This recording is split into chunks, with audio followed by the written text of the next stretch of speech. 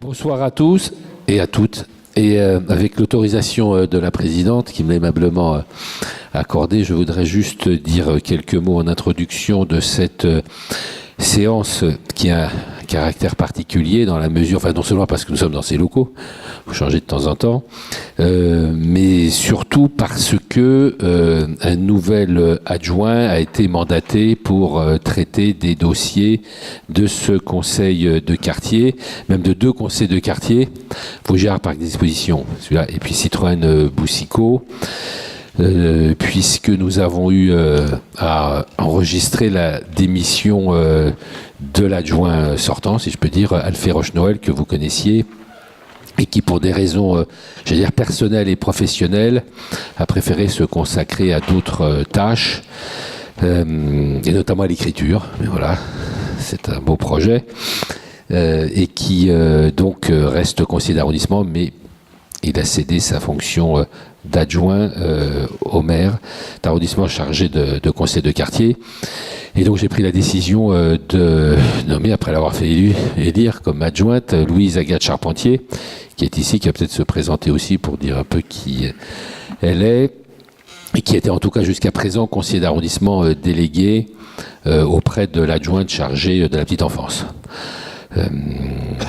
Voilà, alors les adjoints maintenant ont des rôles un peu différents depuis que j'ai pris la décision de confier la présidence des conseils de quartier à des citoyens élus dans le collège citoyen, enfin tirés au sort comme tous ceux qui font partie du conseil de quartier, mais ensuite élus par l'ensemble du conseil de quartier comme vice-président d'abord, puisque nous avions des vice-présidents.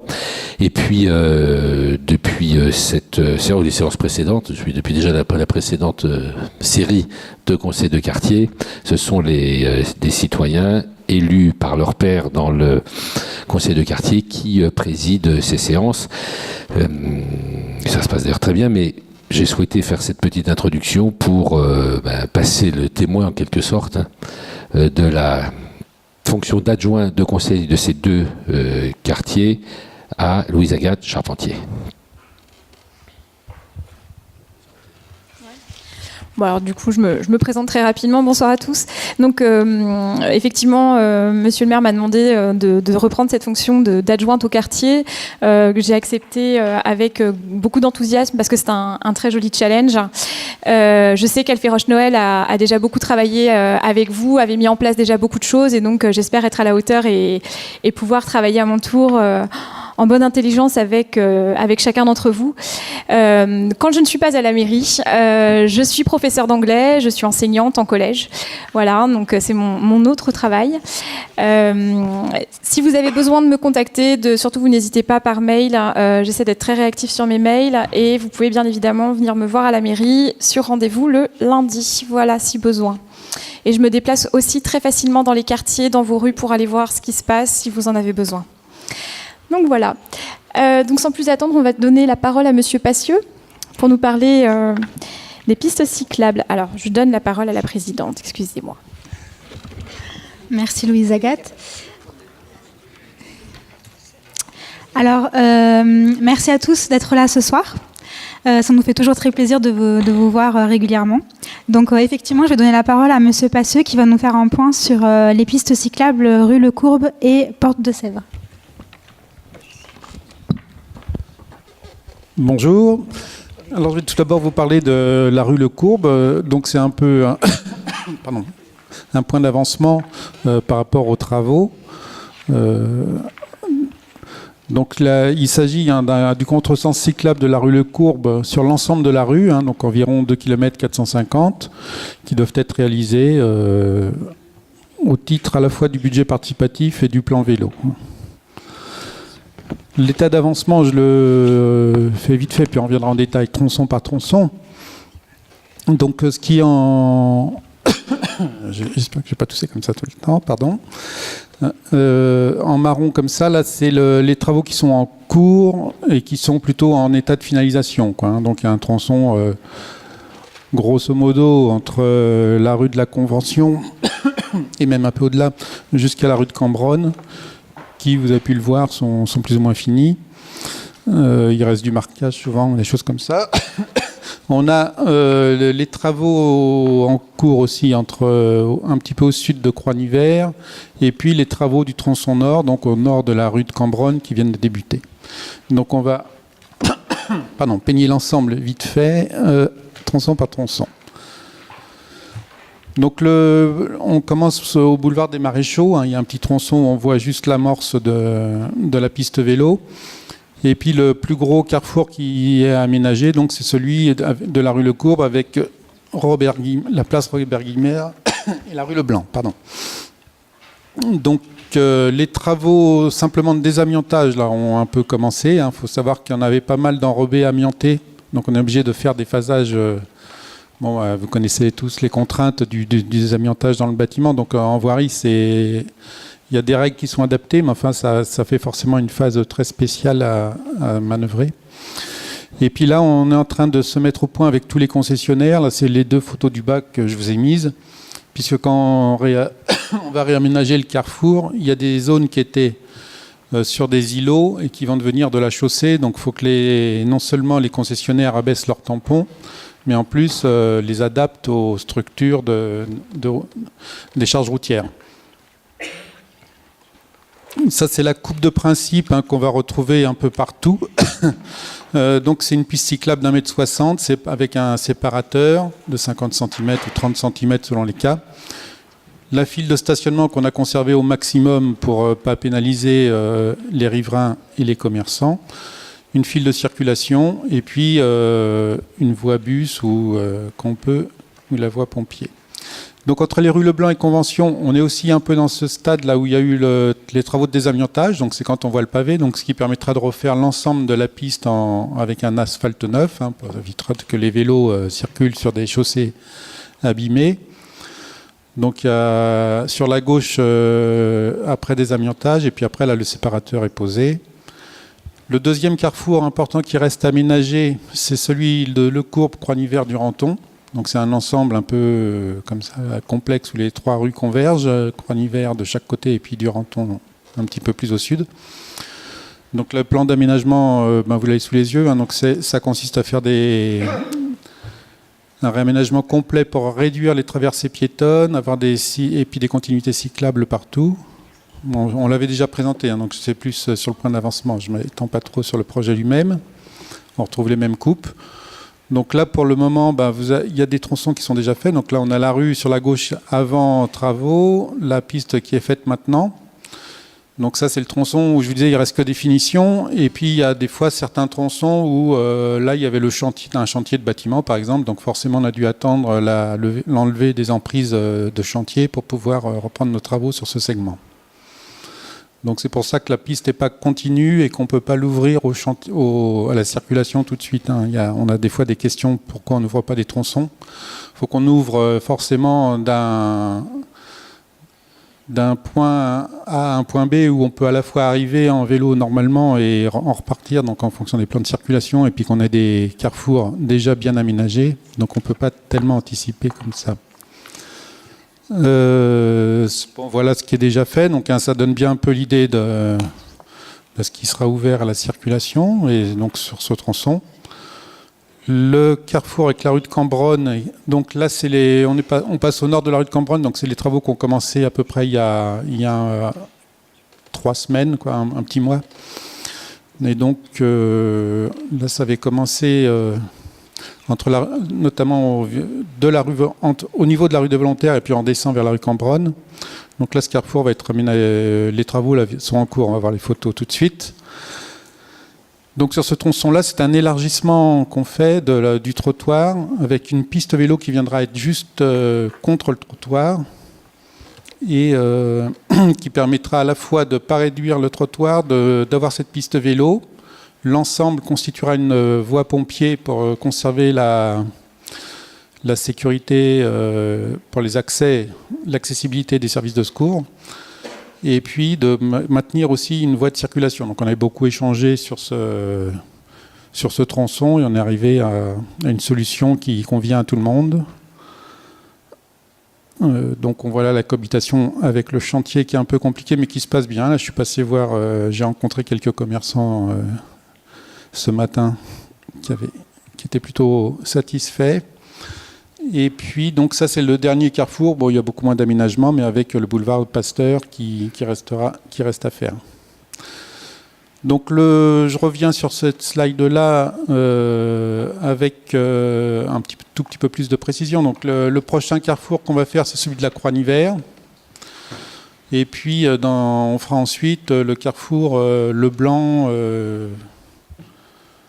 avec la rue Leblanc. Le tronçon nord va parallèlement, qui a amorcé, va bien sûr avancer. Et puis tout ça, donc on avait une date d'objectif des travaux à la fin de l'été. Je pense qu'on aura même fini un petit peu avant. Mais en tout cas, on garde cet objectif. Et puis bien sûr, plus vite on va et plus vite on a fini, et mieux c'est pour chacun. Donc on est dans cet objectif. Alors, je pense que si vous avez des questions, c'est peut-être le moment pour ce tronçon-là, et puis je vous parlerai de la piste qui a été étudiée, avenue de la Porte de Sèvres. Et c'est pour vous dire qu'on ne peut pas la faire. Donc, mais ça permet de scinder les deux questions. On va prendre des questions. Je laisse le micro, comme ça vous pourrez répondre. Est-ce que nous avons des questions? Donc on va commencer par Madame. Oui, je trouve ça très bien qu'il y ait une piste cyclable. Ma question n'est pas là. J'aimerais entendre parler des pistes piétonnières, c'est-à-dire des trottoirs. Moi, j'habite au bout de la rue Lecourbe, donc tout ce que vous avez raconté, je le vis quotidiennement 5 fois par jour. Qu'est-ce qui est prévu pour que nous puissions marcher sur les trottoirs sans tomber ? Parce que j'ai entendu dire qu'il n'y a pas de budget pour les trottoirs. Et les trottoirs sont défoncés. Il y a des endroits où c'est de la terre. Il y a des endroits où il y a des plaques. Et d'autre part, en faisant les pistes cyclables, il y a beaucoup de sorties d'eau qui ont été bouchées. Donc il y a des endroits inondés. Monsieur, je vous parle. Bon, j'arrête puisque ça ne vous intéresse pas. Ça m'intéresse tout à fait. J'avais une canne de tout, je suis désolé. En ce qui concerne la piste, effectivement, le projet, là, c'était pas de refaire toute la rue Lecourbe, donc ni toutes les chaussées, ni tous les trottoirs. Le projet porte bien sur la piste cyclable. L'état des trottoirs, il peut y avoir des chantiers ponctuels de concessionnaires qui ont abîmé les trottoirs et qui vont le refaire, et on va y veiller. Mais sinon, d'une manière générale, le projet lui-même, c'est bien un projet de piste cyclable. Hein, ce qui a été voté, on peut passer. Vous comprenez bien que si on faisait tout de façade à façade de la rue, on n'aurait pas les mêmes budgets et on n'aurait pas pu faire l'opération. Donc on met quoi? On met des bottes et on met des bottes et on se tord les chevilles. J'ai pas dit que l'état des trottoirs. Enfin, s'il y a des chantiers. Mais ce ne sont pas des chantiers, c'est des résultats de travaux successifs, si vous voulez, qui font ça. Et donc ça devient. Enfin, il y a des gens qui se cassent la figure tous les jours. Mais vous pensez à un tronçon en particulier? Parce que c'est pareil, nous avons des sorties de parking. Comment est-ce qu'on ne va pas rentrer dans les vélos en sortant du parking? Est-ce qu'on va poser un panneau en disant « Attention vélo » Voilà, je suis très contente qu'il y ait une piste cyclable, ce n'est pas mon problème. Il y a des piétons et il y a des gens là-dedans, il n'y a pas que des vélos cyclistes. Monsieur le maire, je pense que vous avez quelques éléments de réponse. Oui, alors à l'ordre du jour de ce conseil de quartier, il a été décidé par les conseillers de quartier qu'il serait traité de la piste cyclable. Donc c'est mieux d'avoir des questions sur la piste cyclable. Néanmoins, contrairement à ce que vous pensez ou ce que vous avez dit, votre question nous intéresse au plus haut point, puisque dès le début de la mandature, j'ai proposé à la première séance de ce qu'on appelle un SICA, enfin c'est un conseil d'arrondissement avec les associations, un plan de 3 ans, ça aurait été 2014-2017, de rénovation totale des chaussées, des trottoirs du 15e qui sont dans un état déplorable et qui sont dévastés. Il n'y a malheureusement pas que chez vous, mais c'est dans beaucoup d'endroits pareil. Malheureusement, comme vous l'avez laissé entendre, je n'ai pas eu les crédits de la mairie centrale pour mener ce plan. Néanmoins, vous pourriez peut-être dire quelques mots là-dessus, il y a eu il y a quelques mois un plan spécial, un plan d'urgence anti-nid de poule qui a été adopté par le Conseil de Paris et par la mairie de Paris, de façon, avec quelques crédits supplémentaires, intervenir en urgence sur les désordres les plus importants. Donc il y a ça. Deuxièmement, c'est vrai qu'il y a un système, un dispositif qui a été modifié en ce qui concerne les travaux des concessionnaires et des personnes, des entreprises qui interviennent sur la voirie, trottoir ou chaussée. Jusqu'à récemment, c'était les concessionnaires, enfin ça peut être le gaz, l'électricité, je ne sais quoi encore, la CPCU, qui donnaient des crédits à la mairie de Paris qui faisaient les travaux. Hein, pour reboucher les trous, vous dites qu'il y a de la terre partout, etc., des tranchées, etc. Donc ça fonctionnait, bon, avec des dysfonctionnements toujours, mais enfin quand même ça fonctionnait pas si mal, mais le système a été modifié, Monsieur Passiou vous en a peut-être un mot, et maintenant la ville de Paris demande aux concessionnaires de reboucher eux-mêmes. Alors vous pensez bien qu'ils n'ont aucune motivation pour le faire. La seule motivation qui peut être la leur, c'est la sanction et la pénalité financière. Nous avons reçu il y a quelques semaines, les maires d'arrondissement, une lettre des adjoints concernés de la mairie centrale pour nous dire de signaler les travaux de reconstitution de trottoirs et de chaussées qui n'étaient pas accomplis, ou bien les travaux de concessionnaires qui peut-être duraient exagérément. Vous pouvez avoir parfois une tranchée qui reste sans qu'il y ait d'intervention dessus pendant des mois, de façon à ce que nous puissions rendre compte à la mairie centrale afin que celle-ci éventuellement puisse donner des pénalités et ordonner à ses concessionnaires de faire les travaux qu'ils doivent opérer. J'en ai d'ailleurs parlé avec la maire de Paris également, parce que les désordres de voie publique sont très nombreux, quoi, très nombreux. Tout le monde est tombé, j'imagine, si moi je suis tombé dans la rue, tout le monde est tombé, etc. Et d'ailleurs, il y a un contentieux très important de la ville là-dessus. Donc aujourd'hui, la situation n'est pas satisfaisante. On a soit des travaux qui durent de façon interminable, sans qu'on voit forcément d'intervention d'ouvriers dessus, soit des tranchées, enfin des travaux qui ont été faits, des tranchées ont été rebouchées, mais ça reste en terre pendant des mois et des mois. Enfin, voilà, la situation n'est pas bonne.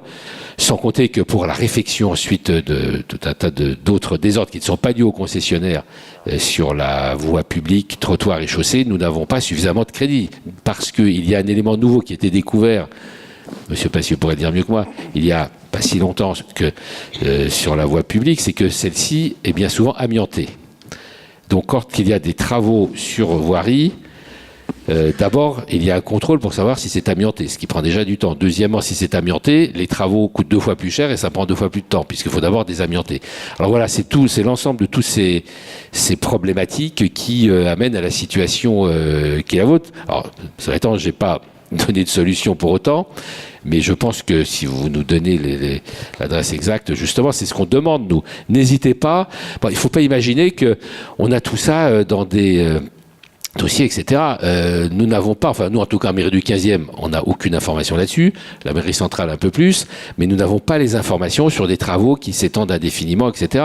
On n'a pas forcément l'information. Donc quand vous voyez des choses qui vous paraissent anormales en matière de travaux de voirie, soit parce qu'il n'y en a pas et qu'il y a une tranchée ouverte, soit parce que pendant des mois une tranchée n'est pas rebouchée ou que la terre n'est pas bitumée, enfin qu'il n'y a pas de bitume, vraiment prévenez-nous, faites-le savoir. Vous pouvez aussi utiliser l'application dans ma rue, enfin il y a plusieurs techniques pour nous faire remonter l'information. Peut-être que Monsieur Passieu veut compléter. Il marche, oui, il fonctionne très bien. Je vais compléter tout de suite. Effectivement, dans ma rue, c'est une application, je pense que vous la connaissez tous, mais pour mémoire en tout cas, c'est une application qui est disponible, hein, donc on écrit dans ma rue tout attaché, et c'est sur téléphone ou sur ordinateur, et ça permet à la fois de prendre la photo du signalement qu'on fait et de l'envoyer à la mairie, mais ça va aussi directement chez les concessionnaires, par exemple si c'est une fouille Enedis qui est mal entretenue ou CPCU, ils reçoivent aussi ces informations. En plus, c'est tracé, donc ça fait une base de données. Donc la ville peut tout à fait faire remarquer à des concessionnaires que il y a tant de signalements par rapport à certaines choses. Donc Les concessionnaires sont normalement, a priori, la plupart du temps, assez réactifs par rapport à ces signalements.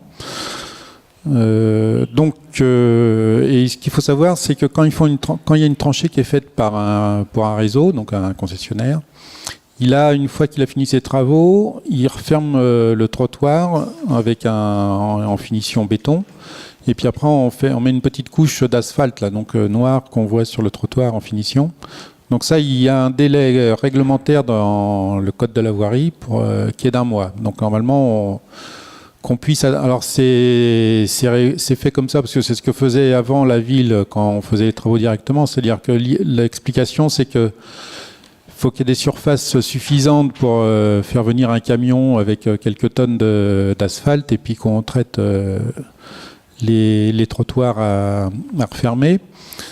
Donc c'est un délai qui était pratiqué. Ça laisse normalement l'asphalte 2 cm de dénivelé. Donc c'est aussi en termes d'accessibilité, normalement, c'est ce qui est toléré. Donc après, il y a des concessionnaires qui attendent trop, qui laissent déraper, qui oublient des fouilles. Donc tout peut arriver. Donc ces signalements servent à relancer ça. Et ce qu'on essaie de faire aussi de notre côté avec eux, sachant qu'effectivement c'était très nouveau pour eux, c'est une réforme qui a 2 ans, ils commencent à se mettre un petit peu en place, à se roder aussi. Il y en a qui ont pensé que c'était très facile et il y a des concessionnaires qui demandaient à faire ça eux-mêmes parce qu'ils allaient aller plus vite et moins cher et ils se rendent compte de ce que c'est.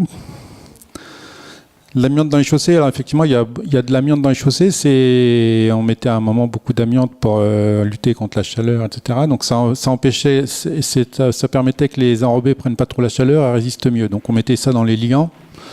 Donc c'est mélangé à toutes les chaussées. Et maintenant, quand on intervient sur ces chaussées-là, on est effectivement obligé, ce qui était le cas à Rue Le Courbe, pour une grande partie, de faire des chantiers de désamiantage. Donc vous avez dû voir, il y avait des barrières avec des grandes bâches blanches qui fermaient un peu et puis les gens qui travaillent là-dedans. En termes d'urgence, oui, donc les tapis, on est intervenu notamment pour faire un tapis sur la rue Le Courbe. Alors c'est pas les trottoirs, mais c'est plus les chaussées là pour le coup. Mais on a eu un hiver difficile l'année dernière avec beaucoup de froid, après beaucoup d'eau, etc. Donc les chaussées avaient très mal vieilli. Donc c'est arrivé à Paris et bien plus largement que ça. Néanmoins, à Paris, on était dans des difficultés. Donc il y a eu un plan effectivement de crédit qui ont été débloqués pour essayer de pallier à ça et qui nous ont permis de faire des interventions, ce qu'on appelait des nids de poules. Donc ce que vous avez dû voir aussi à un moment, comme il y avait des trous un peu partout, c'était vraiment juste remplir la chaussée, mais au moins ça la mettait en sécurité. Et puis maintenant, on essaie de faire des interventions plus durables pour se remettre à zéro. Dernière petite chose que je voulais dire, oui, par rapport pour défendre un tout petit peu nos concessionnaires, même si des fois ils sont souvent fautifs. Il y a des fois des tranchées qui restent ouvertes avec Enedis ou avec CPCU, quand Enedis sur le réseau HTA, enfin haute tension.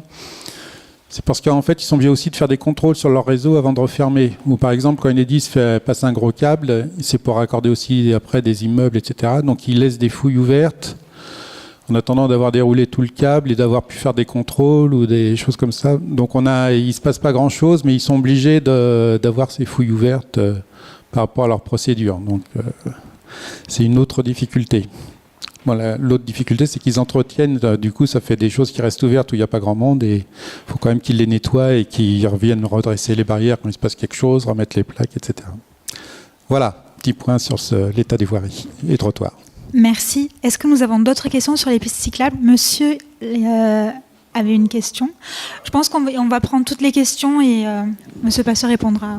Oui, j'avais une première question, c'était sur est-ce qu'on pourrait distinguer les enrobés, puisqu'on va avoir un trottoir et une piste cyclable qui seront côte à côte.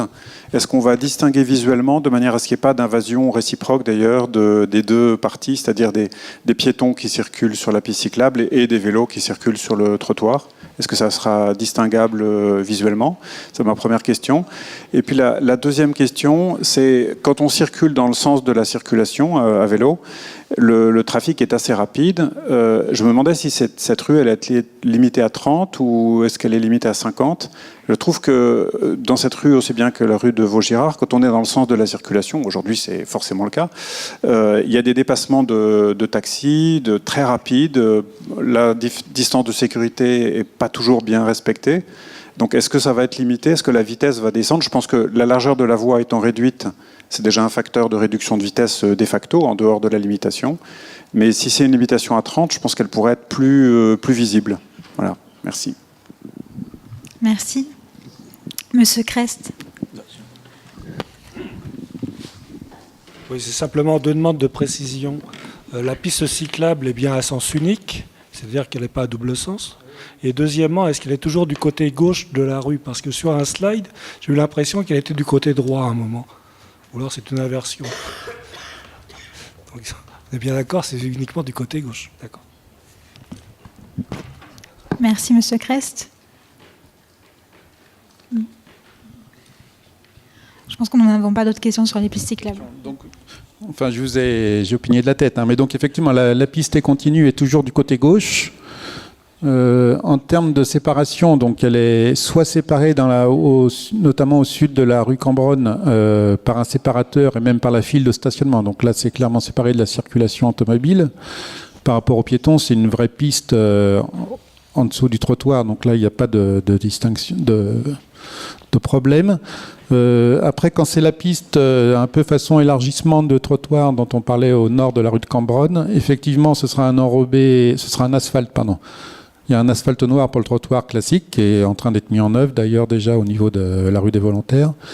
Et puis ce sera, pour le moment il n'est pas mis en œuvre justement, un asphalte clair pour la piste vélo et on le mettra, comme c'est pour le coup un produit très spécial, il sera mis en une seule fois, ça fait ouvrir une centrale spécifiquement pour ces produits qui ne sont pas très répandus. La largeur, alors la limitation à 30, pour le moment il n'y a pas de limitation. Donc on est limité à 50 km/h, il n'y a pas de limitation spécifique. On a effectivement quand même certains trafics, donc c'est ce qui explique d'ailleurs qu'on ne fasse pas un simple contresens cyclable comme on fait dans les zones 30. Ou double sens cyclable. Mais du coup le trafic ne le permet pas, c'est bien pour ça qu'on est en système de séparateur. Mais la largeur, effectivement, le recalibrage de la rue, le fait qu'on fasse aussi, à chaque fois, on a essayé de travailler aussi les traversées piétonnes. Donc il y avait pas mal d'oreilles qui ont été faites. Les oreilles, ce sont des élargissements de trottoirs au niveau des passages piétons pour réduire à la fois la longueur, la distance à traverser de chaussée, et puis pour améliorer la visibilité. On est tout de suite en limite de chaussée quand on se présente pour traverser la rue. Je crois que ça répond à toutes les questions. Si vous voulez, je vais... C'est vous qui présentez le deuxième sujet aussi. Ça tombe bien. Donc on va passer au sujet suivant qui est l'arrêt de la ligne de tramway numéro 2. Donc, pardon. Ah, pardon, la porte de Sèvres, oui. La porte de Sèvres. Oui, parce que je pensais que tout à l'heure vous aviez bien résumé en fait. Ah. J'étais brutal aussi. Alors, je ne vais pas être très long, hein, parce qu'effectivement, donc une photo un peu ancienne pour présenter, mais... Donc, en termes de pistes cyclables entre les Maréchaux et on va dire les communes riveraines, il y avait quelques projets qui étaient prévus au budget participatif, dont la porte Brancion, la porte de la Plaine et puis la porte de Sèvres. En ce qui concerne la porte de Sèvres, donc vous la connaissez bien. Bon, il y a ce qui caractérise surtout, c'est qu'il y a à la fois le ministère des Armées qui est là, donc avec des protections importantes sur le trottoir, des bollards qui ont été posés, et puis le terminus tramway qui est rue Lucotte et qui nécessite donc cette voie là de tramway qu'on voit au milieu, avec en plus une possibilité d'entrecroisement des tramways qui prend beaucoup de place. Donc la difficulté qu'on a pour installer une piste vélo à cet endroit, c'est qu'il y a 2 fils de circulation de chaque côté, et encore quand le côté sortant de Paris, c'est un peu à cheval sur les rails du tramway. il n'y a aucune possibilité de réduire les fils de circulation là. Je pense que tout le monde en est assez convaincu quand on voit le stockage qu'il y a ou le matin ou le soir. Et puis sur le trottoir, si ça aurait été une possibilité aussi, on voit bien, là j'ai mis quelques marques rouges avec les trémies qu'il y a sur le trottoir sur ce tronçon-là. Mais si on continue, il y en a d'autres. Et après, il y a en plus toutes les protections du ministère maintenant, avec des gros bollards là, qui coupent quand même pas mal les possibilités. Et puis à l'extrémité, sur les maréchaux, on est un peu dans les mêmes difficultés pour faire déboucher la piste vélo ou jusqu'au maréchaux. Si on le faisait avant, c'est pareil, on supprimerait une file de circulation, même très ponctuellement, mais ça reviendrait quand même à réduire à engorger le trafic. Donc voilà, c'est juste pour expliquer simplement cette impossibilité, la raison pour laquelle, bien que c'était indiqué au budget participatif, on avait une piste de recherche, on a travaillé dessus, mais il n'y a pas de solution qui risque de faire sinon des effets assez négatifs sur le quartier. Je vous passe la parole, monsieur le maire. Oui, juste un mot supplémentaire, parce que c'est un secteur très compliqué en matière de circulation, d'ailleurs des piétons comme des véhicules. C'est la raison pour laquelle lundi au conseil d'arrondissement, nous allons voter un crédit de 100 000 euros, région et ville de Paris, pour aménager un passage piéton. Vous pouvez le montrer à peu près au bout de l'avenue de la Porte de Sèvres, voilà, pour permettre le passage des piétons. Il y a énormément de piétons qui passent là, soit parce qu'ils sont de l'autre côté du périph', dans le secteur Aqua Boulevard, où il y a beaucoup de sociétés qui viennent de s'implanter, là, rue du Colonel Pierre-Avia notamment, la Poste, la SMA BTP, Colas, quelques autres, et puis on prévoit encore là-bas l'arrivée de Nestlé. Enfin, j'ai rencontré les dirigeants de Nestlé récemment, et puis d'Orange aussi. Et donc, plus la circulation automobile avec les deux bretelles d'accès et de sortie du périph', la chaussée qui se rétrécit à une voie à cause du tramway T3, tout ça. Donc, voilà. Donc là, il y aura un début d'amélioration de la sécurité routière pour les piétons, justement, par la création de ce passage pour piétons qui sera aménagé, je crois, cet été. Merci, monsieur le maire. Alors, s'il n'y a pas de questions spécifiquement sur ce sujet-là, peut-être qu'on pourra donc passer au sujet suivant. Merci, monsieur Passieux. Donc, qui est l'arrêt de la ligne de tramway 2, qui sera présenté par monsieur Guignery.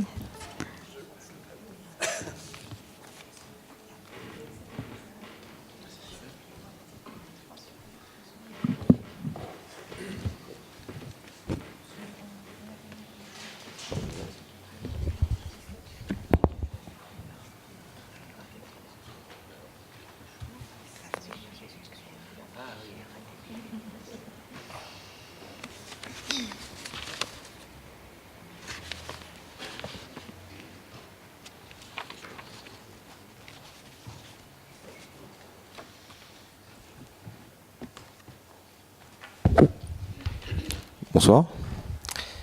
Je vais vous présenter Jérôme Guignery, chef de projet au sein du département de l'ingénierie de la RATP. Je vais vous présenter la réfection des quais du tramway T2, sur lequel nous allons faire des travaux à l'été 2019. Donc une petite présentation avec le contexte, la situation géographique, la substitution par les bus et les éléments de communication que nous allons mettre en œuvre. Donc le tramway T2 a été mis en service en 1997. Il y a eu des travaux de prolongement des quais suite au doublement des rames en 2003. Les nez de quais sont assez vieillissants. On peut voir nous allons traiter les stations Les Moulineaux, Jacques-Henri Lartigue et ici Val-de-Seine, sur la commune d'ici Les Moulineaux. Ils sont assez détériorés, on a des problèmes de chute, des bandes de glissement. Nous n'avons pas forcément des dalles podotactiles sur tous les quais du tramway. C'était à l'époque des éléments en carrelage qui vieillissent assez mal avec les effets de gel et de dégel de l'hiver. Donc nous allons reprendre complètement ces nez de quai en terrassant tout le long du quai sur les 75 mètres de longueur sur les 3 stations et les 2 quais. Donc on dégarnit complètement la voie du tramway. C'est ce qui nous oblige aujourd'hui à avoir des travaux sous une coupure d'exploitation que je vais vous présenter à la suite. Donc on va avoir une coupure d'exploitation. Une coupure d'exploitation qui va aller de Parc de Saint-Cloud jusqu'à Porte de Versailles. Malheureusement, les équipements qui sont en place ne nous permettent pas de maintenir, de réduire cette zone. Nous avons simplement des appareils de voie qui sont à Parc de Saint-Cloud. Et le site de maintenance et de remisage se trouve dans la zone où nous allons exécuter nos travaux. Le site de maintenance se trouve à la station Les Moulineaux. Et donc les trams ne pourront pas sortir sur cette zone. Donc pour cette coupure, nous allons mettre en place un service de substitution par bus qui va longer tout le tramway. Je crois que je vous ai mis derrière le tracé. Donc il va longer de Parc de Saint-Cloud tous les quais de Seine en s'arrêtant avec un arrêt à chaque station de tramway jusqu'à la porte de Versailles, où nous allons faire une boucle pour pas engorger la circulation de la porte de Versailles. Donc nous allons soit tourner à la porte d'ici et faire une boucle de retournement qui permettra... alors, je sais pas comment vous montrer. Je vais vous montrer sur le micro.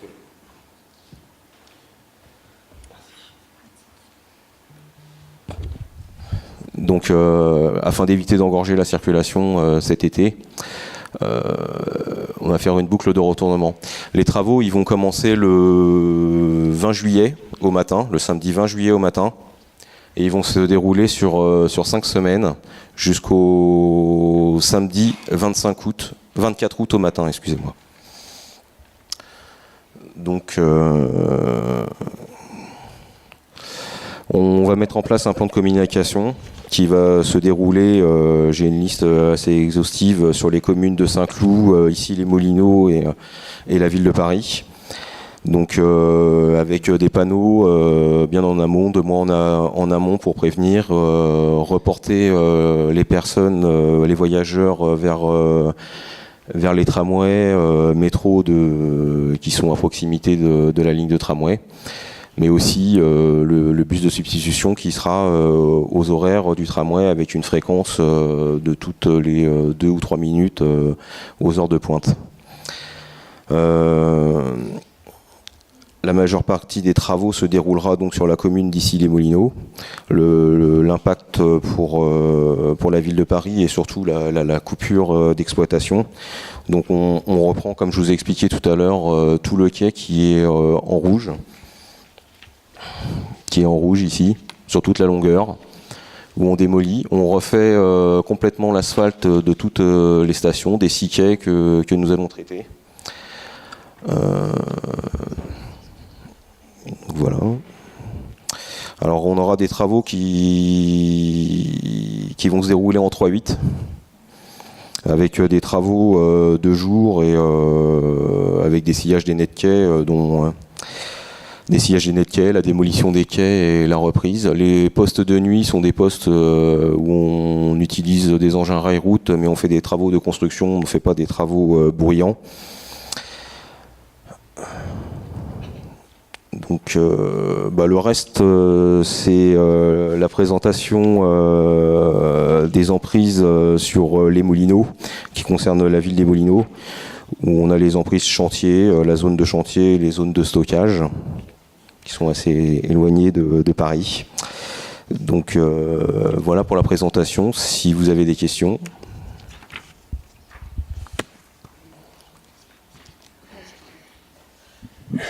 Merci beaucoup.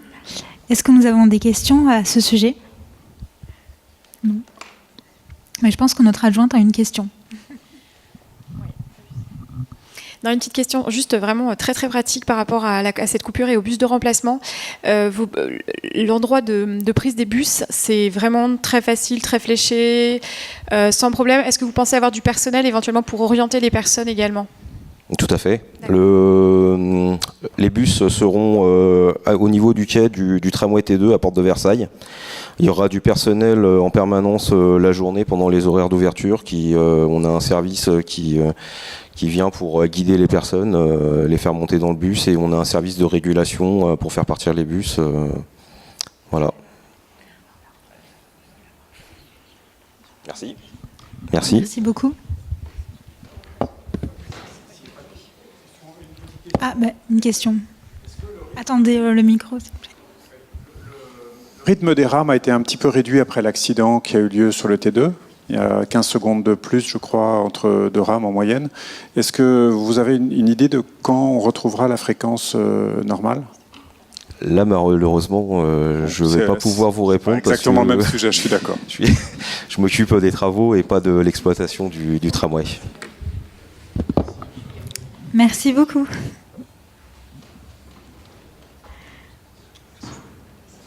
Donc nous allons pouvoir passer à la présentation des travaux sur les ateliers Vaugirard. Nous avons une belle équipe. Je vous laisse.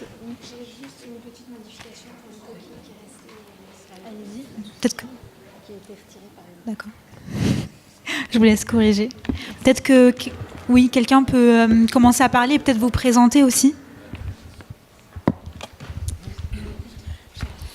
Donc bonsoir, on est trois à présenter ce soir la présentation bien évidemment. Donc moi je suis Lionel Gouache, directeur d'opération sur l'opération de Vaugirard qu'on va vous présenter. J'interviens pour le compte de la RATP en maîtrise d'ouvrage déléguée. Donc je fais partie de RATP Real Estate, c'est la filiale immobilière de la RATP qui permet de développer des projets de valorisation associés à des projets de process industriels dont on va vous parler juste après. Monsieur Malo représente le maître ouvrage RATP et Madame Fize, chef de projet de l'atelier de maintenance des trains. Donc en fonction des différents projets qui viennent s'implanter sur l'opération, on viendra chacun présenter une partie de celle-ci.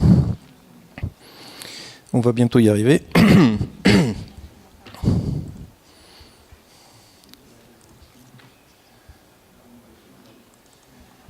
Il n'y arrive pas. Bon, c'est pas grave, on va partir sur la présentation initiale. Bon, tant pis, tant pis.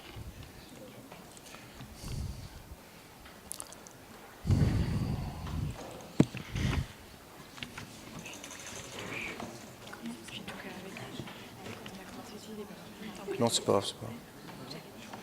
C'est pas grave. Donc, elle est en...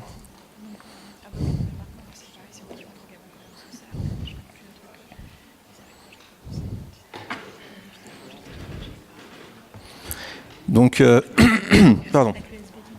Le périmètre de l'opération Vaugirard, c'est une parcelle forcément située dans le 15e arrondissement, qui est bordée par la rue de la Croix-Nivert, la rue des Nouettes, rue de la Croix-Nivert et la rue Le Courbe. Donc des Nouettes, Croix-Nivert, Le Courbe. Une parcelle qui fait à peu près 2,5 hectares, sur laquelle actuellement nous avons, c'est la slide que je vais vous présenter mais qui apparaît pas, sur lequel aujourd'hui la RATP a une activité industrielle essentiellement orientée sur la maintenance de la ligne 12. Donc aujourd'hui on a des trains qui remontent sur la parcelle depuis le sous-sol, qui reviennent sur la parcelle, qui viennent jusqu'au fond de parcelle et puis qui sont maintenus, je dirais, dans cette partie d'atelier qui...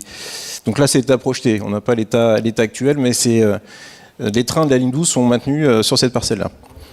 La RATP a un besoin de modernisation de l'ensemble de ses équipements, matériels roulants et, in fine, de ces ateliers, permettant de passer d'une maintenance datant des années, du siècle dernier, à une maintenance beaucoup plus, une maintenance qui s'oriente sur du matériel qui est beaucoup plus, avec une génération beaucoup plus récente, voire future, puisque les futurs trains de la ligne 12, on vous en parlera tout à l'heure, arrivent en 2026 sur le site. Donc il va falloir qu'on soit en capacité de les accueillir.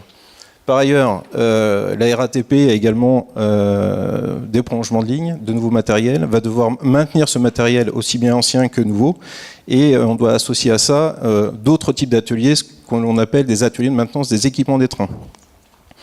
Donc, en première phase de l'opération, dans cette partie-là, nous allons renouveler donc, un atelier, enfin on va le créer, donc un atelier de maintenance d'équipement des trains. Et par le biais de cette modernisation, on y associe un projet urbain et mixte qui permet de créer des ateliers sur un foncier RATP en y associant un programme mixte, c'est-à-dire des logements privés, des logements sociaux, des activités nouvelles type commerce, une voie nouvelle qu'on va réaliser dans sur cette partie pour rejoindre les deux impasses Théodore Deck ici et la Villa Le Courbelat. Des commerces à rez-de-chaussée, un équipement petite enfance. Bon, grosso modo, la RATP, quand elle renouvelle aujourd'hui ses équipements industriels, renouvelle son patrimoine, y associe des programmes immobiliers mixtes. Voilà, pour se développer et permettre également de compenser les dépenses sur les équipements industriels par une valorisation associée. Donc voilà l'état projeté où on a toujours nos trains qui circulent sur la parcelle. Voilà, ils se connectent sur la ligne 12 du côté des Nouettes. Voilà, vont en fond de parcelle, sont maintenus dans cette partie d'atelier. Et au-dessus de ça, on va développer un programme industriel et immobilier avec deux phases de réalisation. Première phase ici qu'on a débuté depuis en 2016 et une deuxième phase qui démarrera à compter de 2021. Voilà. Donc grosso modo une parcelle de 2,3 hectares. On va créer donc des toitures végétalisées pour à peu près 1,5 hectare, sachant qu'aujourd'hui on avait rien. On était sur un sol très minéral, on va dire. Y associer de l'agriculture urbaine, 400 logements, social privé, vu que de toute façon sur une parcelle de ce type, on doit y associer à minima 50% de logements sociaux, donc on a une mixité à produire. Et une halte garderie qui sera située au rez-de-chaussée de ce bâtiment, qui fera face à la crèche existante. Alors on vous a prévu un petit time-lapse.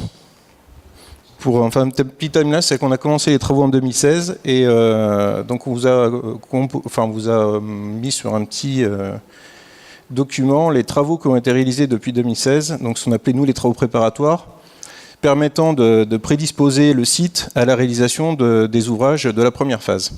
Donc ça va très vite, hein. On a à peu près une minute et demie de petits films où on voit bien les trains qui continuent à circuler sur la parcelle en fond dans cette zone. Et petit à petit, on voit déconstruire le site des anciens bâtiments qui étaient des halles qui ne nous permettent plus aujourd'hui de maintenir nos nouveaux matériels. Voilà, je crois qu'on va même voir un peu de neige à un moment donné. Voilà, tac, voilà. Donc la parcelle a été déconstruite et là où je vous parlais de la future voie qui va connecter les deux impasses, vous allez voir des travaux qui étaient nécessaires déjà au dévoiement des réseaux égouts et après la viabilisation de la parcelle, de la voie par les concessionnaires. Donc aujourd'hui on a CPCU, Enedis, l'égout, on le voyait très rapidement. Donc Haute-Paris qui a tiré ces réseaux. Maintenant, une fois que les réseaux ont été tirés, on voit les CPCU, là, on voyait le réseau CPCU qui était en train d'être réalisé pour pouvoir. L'enjeu étant de pouvoir continuer à faire fonctionner l'atelier qui est ici, l'atelier de la ligne 12, avec forcément la démolition de toute la zone qui aujourd'hui doit être prédisposée pour pouvoir construire nos futurs ateliers. Et on voit bien, on a fait un tunnel de protection pour abriter les trains qui arrivent du fond de la parcelle et continuer d'être abrités pendant les travaux qu'on va réaliser. Donc une période de préparation et de reconditionnement assez importante pour pouvoir démarrer les travaux de l'atelier. Donc travaux, on a donc officialisé le début des travaux courant février, 19 février. Voilà, par la première pierre qui a été officialisée donc avec M. Goujon, le ministre des Logements, on avait la présidente de la RATP, un représentant, l'adjoint à la ville de Paris. Enfin bon, grosso modo, on a officialisé le démarrage pour un projet d'envergure qui va nous emmener, donc là, c'est quelques planches qui représentent la démarche environnementale qui doit être respectée par l'entreprise de travaux qui a été retenu. Ça, c'est les prochains travaux, les premiers travaux à être réalisés. Donc, ça, c'est des présentations qu'on a déjà fait en comité de suivi et en comité de suivi, puisqu'on fait des comités de suivi tous les 3 mois avec les riverains les plus proches du site pour leur expliquer les travaux qui ont été réalisés sur les 3 mois derniers et puis une projection sur les 3 mois à venir. Donc là, les prochains travaux à être réalisés sur la parcelle, ça va être les fondations des futurs bâtiments. Donc fondations avec des fondations profondes, donc avec des foreuses qui sont assez importantes. Donc la démarche environnementale. J'ai l'impression qu'on... Ah ben non, je vais dans le mauvais sens, forcément. Voilà, donc dans la démarche, on présente à chaque fois, lors de nos comités de suivi, on en a un prochainement, les travaux qui vont être réalisés. Donc le mois M5, ça correspond en mai 2019. On devrait avoir commencé et avancé sur nos fondations et on devrait commencer également, il y a un parking réalisé, donc il y a terrassement associé. Bon, ça c'est une perspective du futur atelier de la RATP, où on voit l'atelier de la RATP, un socle et en superposition des logements qui vont être réalisés.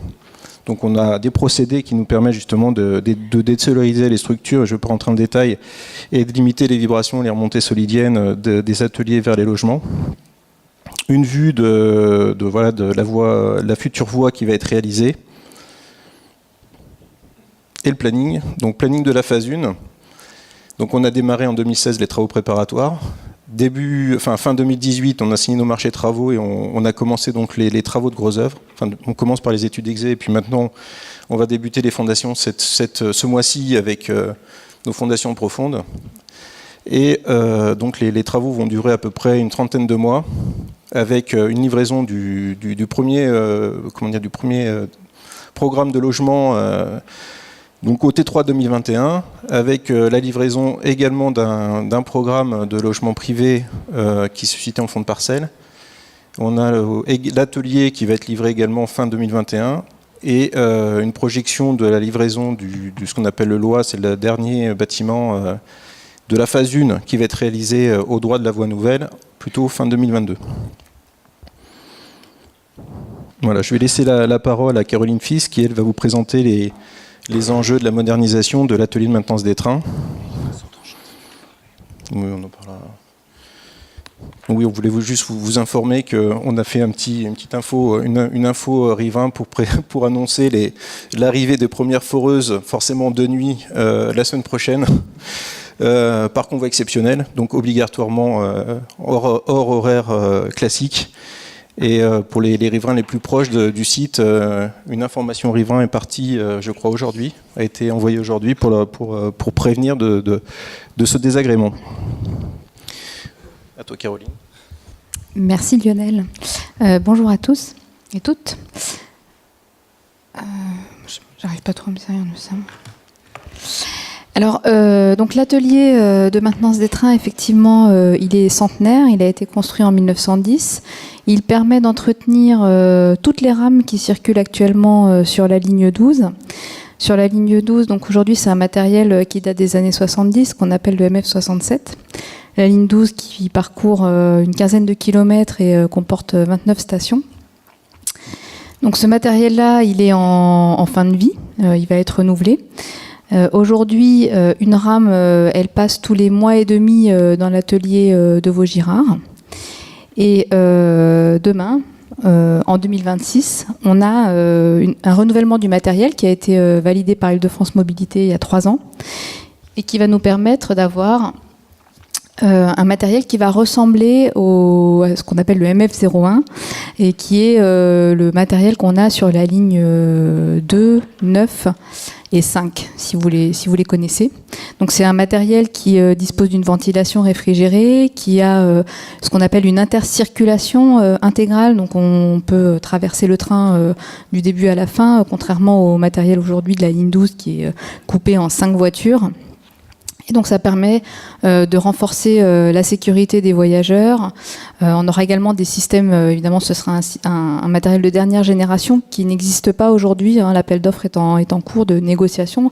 Le constructeur n'est pas retenu et donc on aura vraiment les dernières technologies qui seront mises en œuvre et qui nous permettront d'avoir une meilleure régularité sur la ligne 12. Alors, donc on a également un confort acoustique qui sera meilleur pour le voyageur puisque le train sera fermé en fait. Il n'y aura pas de fenêtres qui pourront s'ouvrir puisqu'il disposera d'une ventilation réfrigérée. Voilà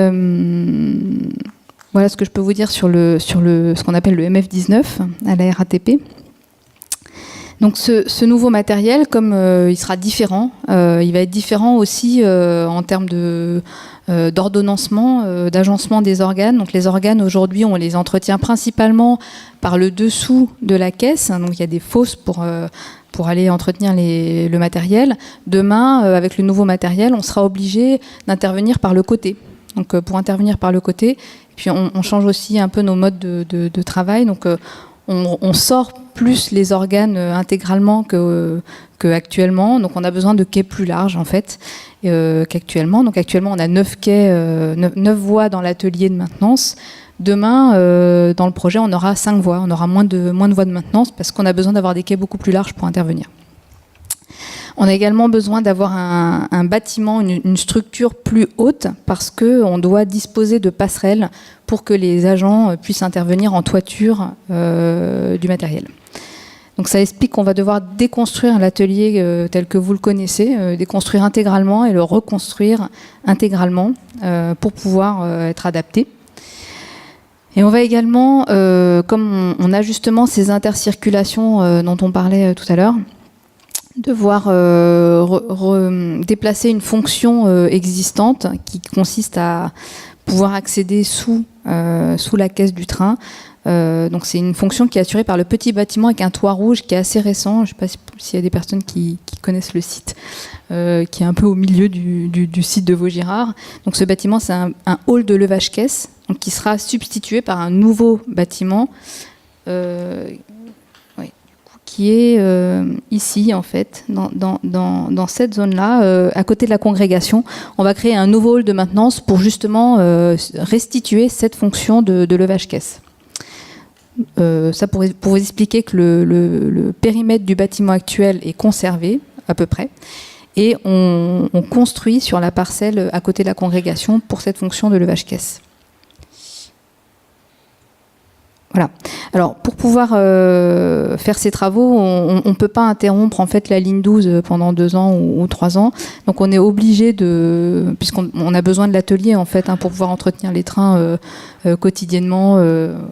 Donc, on doit le conserver en exploitation et ça veut dire donc qu'on va devoir faire les travaux en maintenant l'atelier en exploitation, ce qui est assez complexe, mais indispensable, puisqu'on ne sait pas reporter les trains sur un autre atelier. En fait, il n'y a pas d'atelier qui soit accessible facilement par les trains de la ligne 12 pour qu'ils soient entretenus ailleurs. Donc ça veut dire à peu près 6 ans de travaux. C'est le séquencement qu'on voit là sur cette planche, avec un découpage en 3 phases principales. Donc on commence par le sud du site, où on crée donc cette nouvelle fonction de hall levage-caisse, avant de pouvoir attaquer la déconstruction du hall principal que vous connaissez. Alors il y a une petite exception là pour l'entrée du site ici, qui est matérialisée en travaux, alors qu'on va conserver les pavillons d'entrée existants. Donc l'étape 2 concerne effectivement la partie nord du site actuel. Et enfin, l'étape ultime des travaux de l'atelier, ce sera la partie la plus complexe techniquement, puisqu'elle est vraiment au milieu du site, entre le tunnel d'arrivée des trains, ici, et la partie qui aura été renouvelée ici. Voilà, l'étape 3 des travaux. Est-ce que vous avez des questions ? Ah, c'est la fin.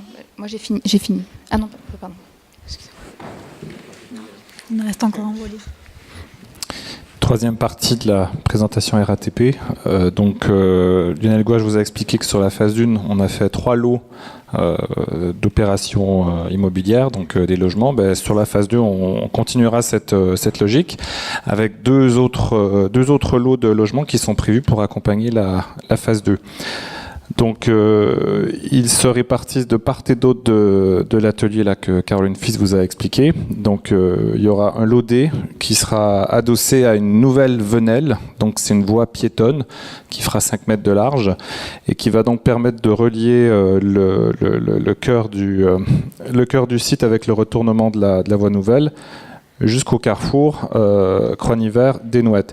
Donc c'est vraiment cette venelle qui va permettre de désenclaver le site et de permettre sa traversée piétonne complète pour éviter le détour que les piétons connaissent bien là pour contourner tout le site. Donc ce lot D aujourd'hui il est prévu dans une programmation mixte entre des logements sociaux et des logements privés. Et de l'autre côté, donc en vis-à-vis de notre voisin, la congrégation des Sœurs Saint-Germain, il est prévu un lot de logements sociaux que l'on mène aujourd'hui en partenariat avec la congrégation. La congrégation ne peut pas s'agrandir sur leur site actuel. Donc aujourd'hui, en fait, le projet de la RATP leur offre une opportunité de pouvoir s'agrandir sur le toit du futur atelier.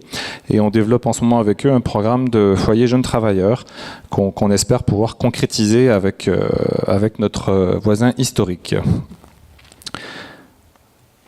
Donc pour ces projets, les projets suivent des engagements que la RATP réalise et tient sur tous ces projets à Paris et en proche couronne. Donc des concours d'architecture systématiquement pour pouvoir retenir les maîtres d'œuvre architectes à l'issue d'un concours et donc d'une consultation de nos partenaires. Des cahiers des charges exigeants, notamment en termes de performance énergétique, d'intégration paysagère, de chantier faible nuisance, des certifications habitat-environnement et une charte également que l'on développe avec l'ADEME en faveur de l'environnement, des jardins en toiture, végétalisation systématique de l'ensemble du site, gestion de l'eau optimisée parce que ça c'est des obligations maintenant qui nécessitent de traiter les eaux pluviales pour assurer le maximum de récupération d'eau pluviale et bien évidemment les conforts de vue et d'acoustique. Donc aujourd'hui sur la phase 2, ce sont 150 nouveaux logements qui sont prévus pour arriver au total de 400 logements sur l'ensemble de l'opération. Donc, comme on l'indiquait au début, le PLU, donc le plan local d'urbanisme, nous impose de réaliser une programmation mixte 50% social, 50% privé à l'échelle de toute la parcelle RATP. Donc aujourd'hui, la RATP s'inscrit dans un protocole avec la ville de Paris pour produire 2000 nouveaux logements sur du foncier RATP d'ici à 2024. Donc l'opération Vaugirard, c'est 400 logements sur ces 2000.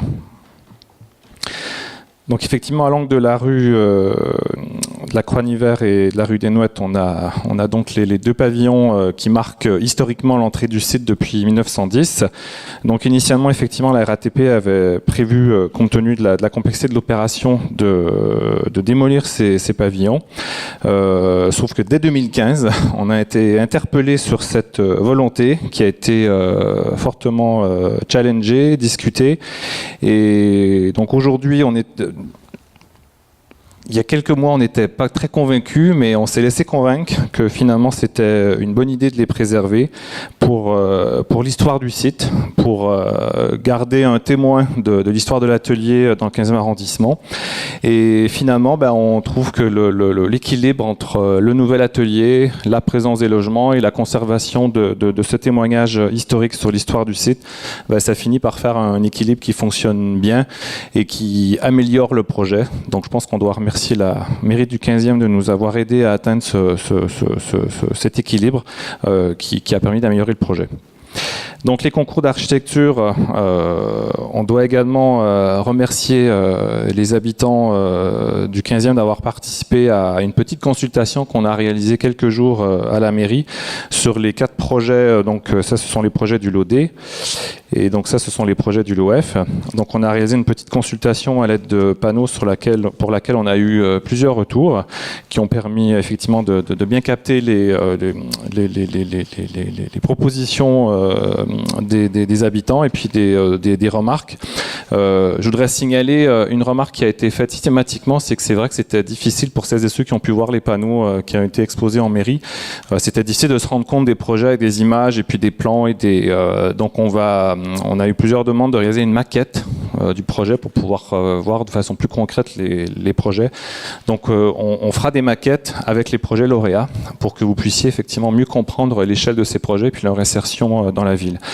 On a également plusieurs demandes et c'est tout à fait légitime des habitants proches pour bien comprendre en fait les impacts de ces projets sur l'éclairage, sur les sujets acoustiques, sur l'ensoleillement des logements à proximité. Donc ça c'est des sujets effectivement sur lesquels on va pouvoir vous présenter des outils pour que vous puissiez bien comprendre les impacts qui sont somme toute assez modérés sur les ensoleillements des logements voisins, notamment tous les logements là de l'immeuble de la RIVP sur la rue de la Croix-Hiver. Donc, hélas, ce soir, je ne suis pas en mesure de vous annoncer les maîtres d'œuvre qui seront désignés à l'issue du concours. Le jury a eu lieu le 22 février. Donc, effectivement, le jury a classé les projets entre le premier, le deuxième et les autres projets qui n'ont pas été retenus. Mais aujourd'hui, on est encore dans le tunnel de confidentialité pour la mise au point des projets avec les lauréats. Donc, normalement, on pourra annoncer officiellement les maîtres d'œuvre architectes qui vont travailler sur les lots D et F au début du mois d'avril. C'est ce qu'on prévoit aujourd'hui. Donc voilà, et pour terminer, je laisse à Laura une toute petite partie, mais qui est quand même très importante sur l'opération Vaugirard, vous expliquer le dispositif de suivi. C'est un projet qui se fait en concertation, en tout cas en échange régulier avec les riverains, avec vous. On a plusieurs outils en plus, qui viennent en plus de ces réunions organisées par la mairie. D'abord, des éléments directement postés dans votre boîte aux lettres, que ce soit les journaux. Merci, j'ai pas l'habitude. Que ce soit les journaux que vous recevez 2 fois par an dans vos boîtes aux lettres, qui donnent une vision à plus long terme et peut-être plus approfondie des travaux qui ont pu être réalisés, ou comme vous avez reçu peut-être pour certains d'entre vous récemment, ce qu'on appelle des flash infos, qui sont souvent une feuille simple qui vous donne l'information sur un événement ponctuel sur le chantier. Par ailleurs, on a mis en place un dispositif digital sur Internet avec un site dédié sur lequel vous retrouvez des photos, l'actualité des chantiers. À travers ce site, vous pouvez aussi, via une adresse mail, vous adresser directement à l'équipe projet si vous avez des questions. On répond à toutes les sollicitations qui arrivent par mail.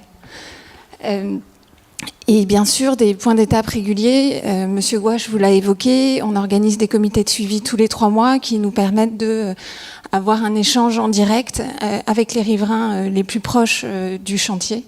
On a fait cet exercice sur toute la phase 1 qui a été active, comme vous l'avez pu le voir, ces presque 2 dernières années. C'est un exercice qu'on va dupliquer alors que la phase 2 se précise pour continuer à échanger avec les riverains qui seront plus impactés sur cette 2e étape. Merci. Merci beaucoup, Monsieur le maire. Vous avez quelques mots à dire?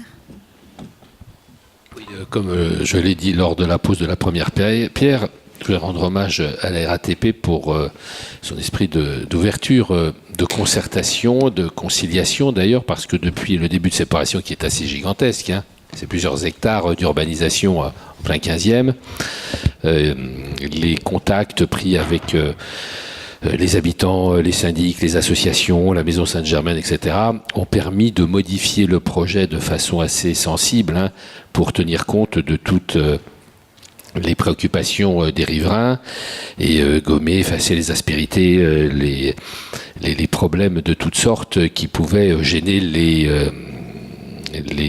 immeubles environnants, à tel point que, de mémoire, je suis encore un jeune maire, je ne suis pas maire depuis très longtemps, mais je n'ai jamais vu d'opération de cette importance contre laquelle il n'y avait aucun recours contentieux. Et c'est le cas dans cette opération. Il n'y a pas eu de recours contre les permis de construire, ce qui montre que finalement il y a une satisfaction générale. Alors on verra au résultat aussi, il ne faut pas trop quand même se faire trop d'illusions, mais quand même c'est une belle urbanisation de hangars, quoi, finalement, qui était une zone industrielle qui n'avait plus sa place dans Paris.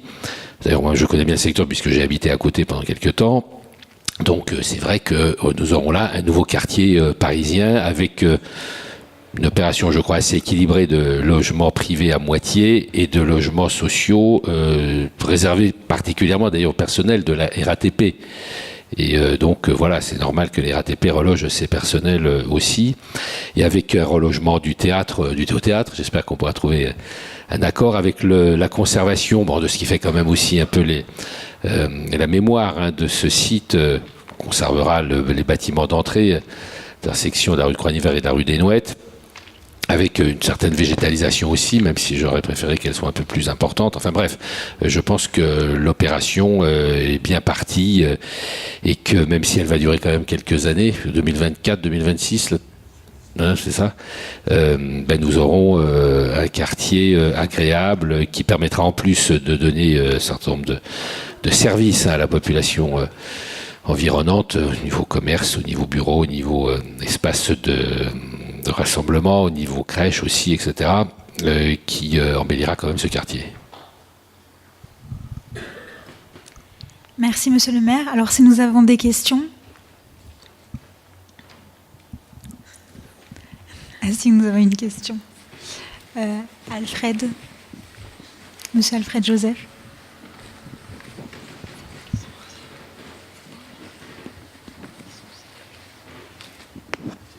Donc Alfred Joseph, donc je suis président des délégués de parents d'élèves de la maternelle Théodore Deck, donc qui est la maternelle qui est juste à côté de ce projet. Donc c'est pas une question, c'est plus une alerte. En termes d'effectifs, entre donc la prochaine rentrée et puis la première livraison, donc 2021, donc la maternelle va avoir un creux d'effectifs et donc probablement des fermetures de classes. Donc mon alerte, c'est plus de maintenir les classes existantes, voire d'en rajouter au regard des 400 futurs logements qui vont être livrés à partir de 2021, si j'ai bien compris, T3 2021, et donc qui forcément vont entraîner des arrivées de nouveaux enfants dans notre établissement et les établissements connexes, dont Saint-Lambert, 10 et 12 Saint-Lambert. Oui, pour répondre...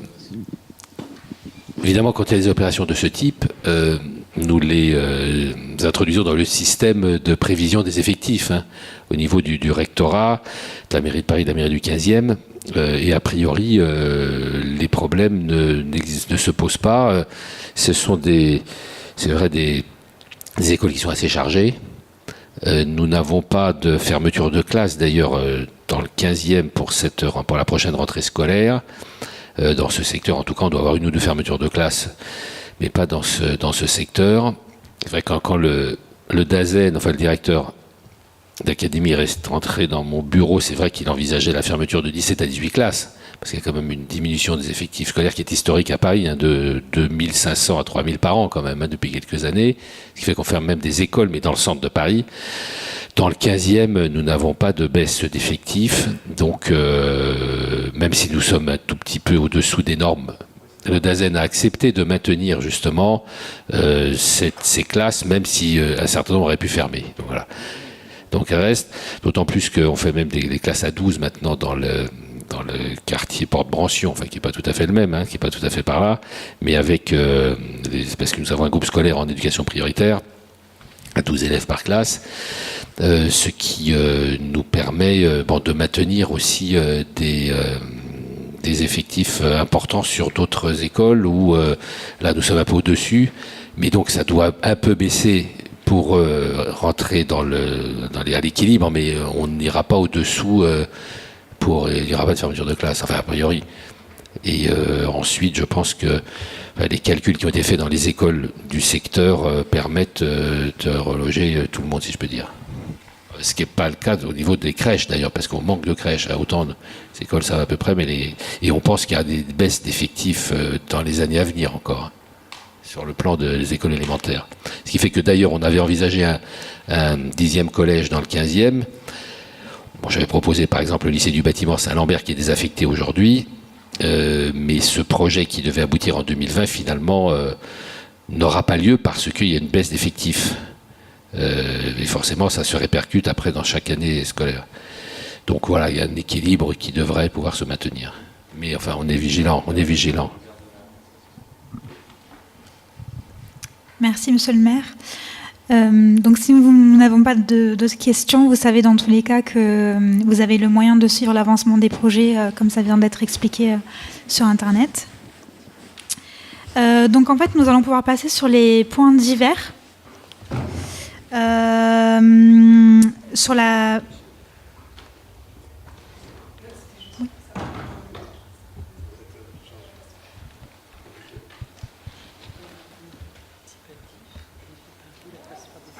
Oui, c'est ça. Oui. Donc la modernisation du parc des expositions, qui sera présentée par Madame Holguin.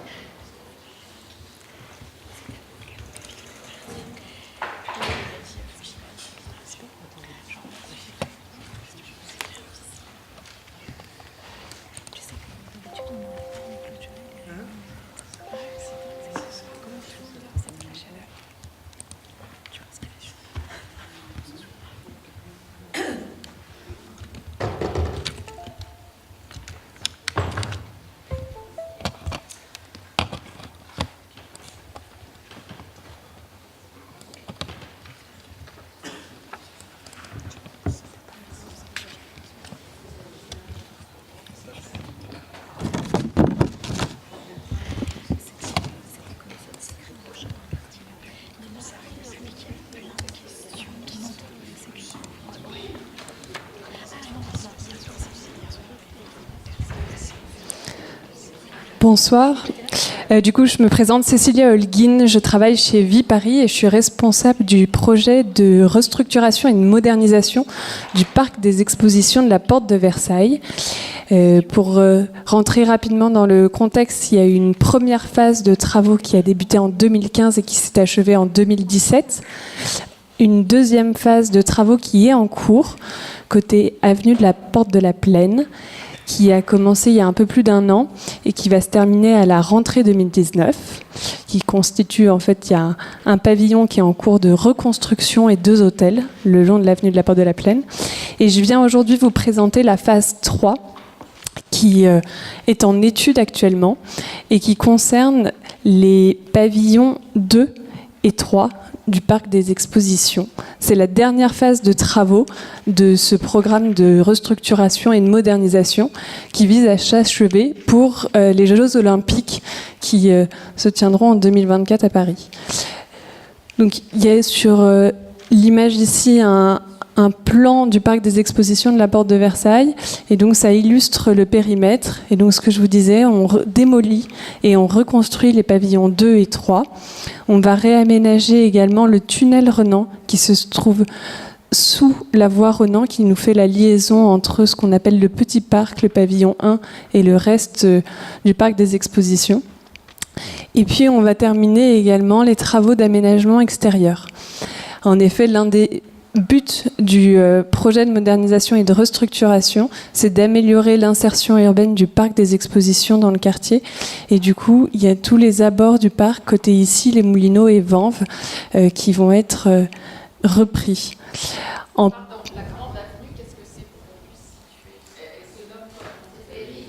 C'est le périphérique, c'est le boulevard périphérique qui traverse le parc des expositions.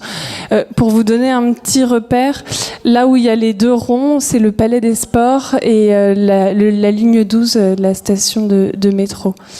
Voilà, le nord, Paris est vers le haut de l'image. Donc en termes de planning, on va commencer les travaux vraiment à l'intérieur du parc sur l'été 2020, ça n'affectera pas les quartiers. Et puis on va commencer vraiment la démolition à partir de décembre 2020. Ce sera la démolition du pavillon 2 d'abord, et puis on entrera dans une seconde phase de travaux en décembre 2022 pour la démolition et reconstruction du pavillon 3. Voilà. Très rapidement, quel est le but finalement de la démolition et reconstruction des pavillons? C'est de les moderniser, de nous permettre d'accueillir des manifestations de plus grande envergure et de faire que le parc des expositions de la Porte de Versailles reflète une image pertinente de Paris comme capitale du tourisme d'affaires. Donc aujourd'hui, l'objectif, il y a plusieurs objectifs, mais entre autres sur la structure du bâtiment, c'est d'augmenter la hauteur des pavillons, de permettre d'avoir des trames plus importantes et donc des espacements de poteaux plus importants. Et puis après, d'avoir des conditions plus agréables également pour les visiteurs, avec notamment l'intégration de la climatisation. Vous avez ici une image qui avait été présentée dans le dossier de candidature à la ville de Paris, quand Viparis a présenté sa candidature en 2013. Et donc c'est l'architecte Christian de Portzamparc qui dessine aujourd'hui la façade du pavillon 3. Donc on va continuer de persévérer, mais c'était les premières images, les premières intentions qui avaient été dévoilées à l'époque. Et puis donc sur tout ce qui est la couture du parc, l'objectif, ce que je vous le disais, c'est de mieux insérer le parc dans son environnement, et notamment au travers du sujet des espaces verts et des commerces. Si on vient aujourd'hui également vous parler, c'est que notre projet entre dans le cadre d'une concertation préalable. On a saisi la Commission nationale du débat public et on va tenir pour cette phase 3 une concertation préalable. Elle n'avait pas eu lieu initialement pour les phases 1 et 2 car la réglementation n'était pas encore en vigueur, mais il y avait eu des enquêtes publiques au cours desquelles on avait présenté au public le projet. Je rappelle également qu'il y a différents comités riverains qui se tiennent 2 fois par an sur le parc des expositions, et là aussi l'objectif est d'interagir avec vous. La concertation préalable a pour but, avant l'un dépôt de permis de construire, de présenter le projet et puis de pouvoir avoir des temps d'échange et puis de partage pour voir comment est-ce que nous, on pourrait améliorer le projet de la phase 3 dans sa globalité. Donc aujourd'hui, ça c'est un léger récapitulatif. Je pense que vous ne voyez pas très bien les dates, désolé. Mais là, vous avez les essentiels. La concertation préalable va se tenir du 1er avril au 3 mai. Il y a une publication légale aujourd'hui. Et il va y avoir plusieurs temps forts. Nous allons communiquer sur ces temps forts. Le premier sera le 3 avril. Dans la soirée, on a fixé l'heure hier. Ça sera à partir de 18h si je ne dis pas de bêtises, mais ça sera sur les affiches. Donc ça sera une visite de site, il y aura un circuit avec un livret, et puis on ira sur l'ensemble du périmètre de la phase 3, vous présenter le projet et récolter vos observations. Le deuxième temps d'échange sera le 11 avril. On aura ce qu'on appelle un showroom participatif. Donc il y aura un premier temps d'1 heure au niveau de la maquette du projet, où on vous présentera finalement le parc des expos de la Porte de Versailles et le projet de modernisation et de restructuration. Et un deuxième temps en salle où on vous présentera le projet, on vous présentera la vision de l'architecte également, et puis il y aura un échange et un temps de questions-réponses. Le troisième temps donc, est organisé le 23 avril, toujours en soirée. C'est des ateliers thématiques. Donc ce sera des tables rondes. Il y aura 4 thèmes principaux qui seront abordés. Et le but, ce sera vraiment d'échanger entre nous. Donc un format un petit peu différent qu'un question-réponse, vraiment plus participatif. Et à la fin, on aura un temps de restitution. Sachez par ailleurs qu'il y aura également sur le site internet dédié qui sera mis en ligne normalement à partir de la semaine prochaine, qui est indiqué en bas, la possibilité de réserver un créneau complémentaire pour aller voir la maquette du projet. Il y aura une date de disponible, il faudra s'inscrire. Et puis nous, au travers de la mairie avec qui on a été en contact sur ce projet de concertation préalable. On fera passer des affiches et de la communication qui seront aussi visibles sur notre groupe Facebook, sur nos sites internet et puis sur le site lui-même.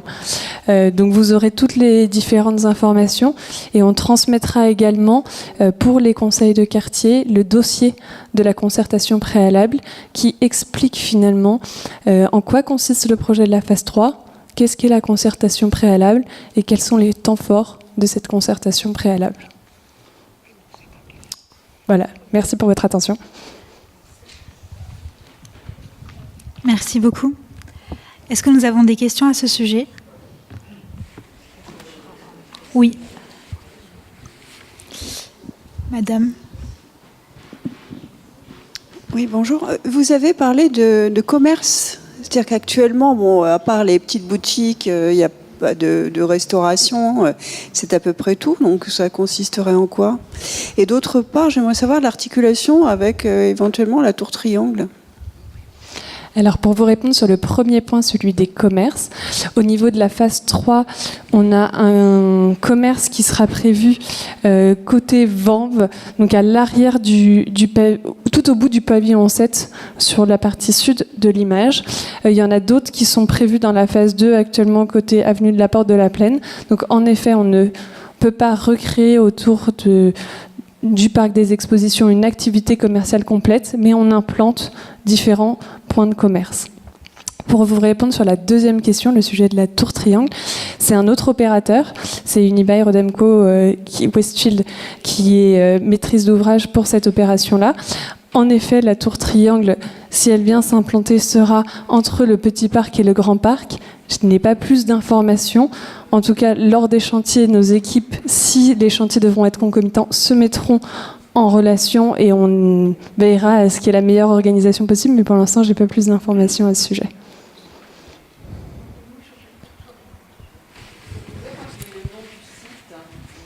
Oui.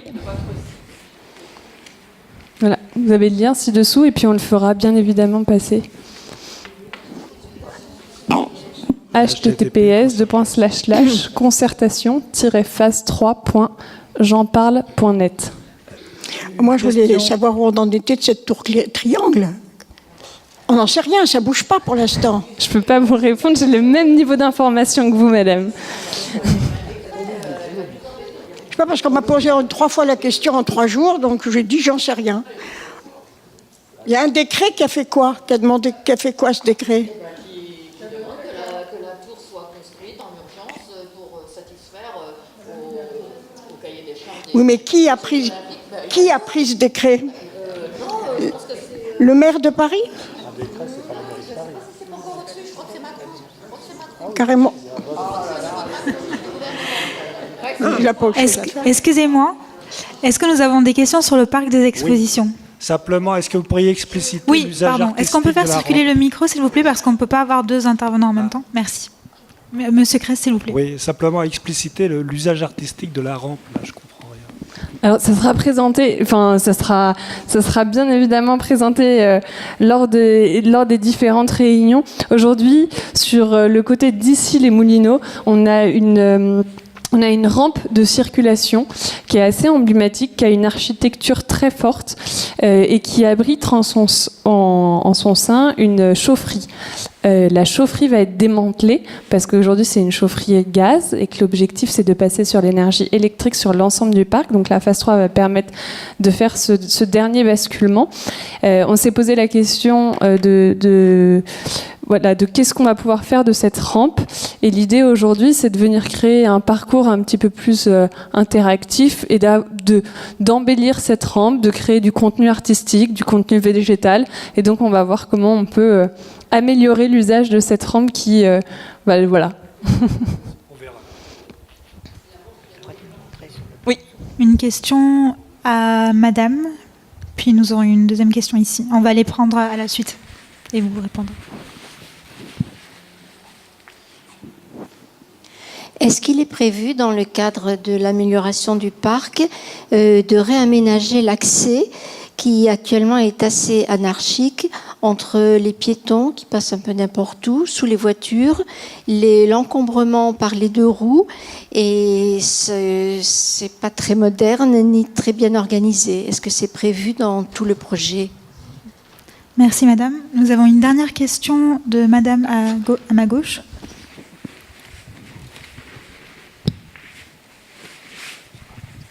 Je suis désolée, ça vous fait un peu de marche. C'est juste, moi j'aimerais savoir s'il y a des espaces verts au sol, parce que actuellement c'est très plein. Enfin, il n'y a pas d'espace vert dans le parc des expositions. Bon, je vous demande pas le budget parce que je préfère ne pas le savoir, mais est-ce qu'il y a une emprise verte au sol, si vous voulez qu'il y ait, parce que ça ferait du bien quand même dans ce quartier. Voilà. Alors, pour répondre du coup juste à la première question, un des points, et vous le soulignez, du schéma directeur qu'on a développé dans le cadre du projet, c'est justement la séparation des flux logistiques et piétons qui se trouvent au sein du parc. Donc, c'est un travail qu'on mène depuis le début du projet de modernisation, qui se reflètera au niveau de la phase 2, qui sera livrée à la rentrée 2019. Et au niveau de la phase 3, il y a des nouvelles entrées qui sont réaménagées justement pour cette séparation des flux. Il y a des terrasses logistiques spécifiques pour nous, l'organisation, qui seront mises en place et qui permettront justement d'avoir une différenciation des flux et des différentes voies d'accès.